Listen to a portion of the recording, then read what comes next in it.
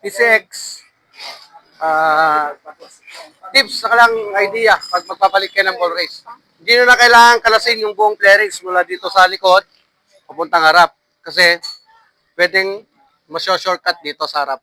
Basta tanggalin nyo lang yung mga cover dito, lahat ng lock, mga push lock, mga Phillips screw dito, dukot-dukotin nyo lang, natatanggal yan. Para hindi na kayo magpagod na magpaklas ng flarings niya kasi talagang madugong pagpaklas ng flarings ng PCX. Ito, shortcut na.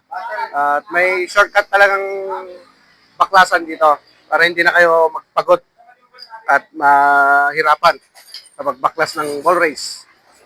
Kung makikita nyo, open na siya. Madali nang dukutin, madali nang alisin. Kasi dito lang sa harap, sa taas. Yung lock ng manubela, matatanggal lang. So may special tools tayo dito para yan, yung tools natin.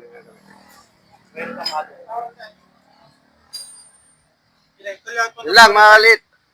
Para may idea kayo sa mga PCX, hindi nyo na kailangan paklasin lahat ng flarings pagpapalit kayo ng ball race. Okay?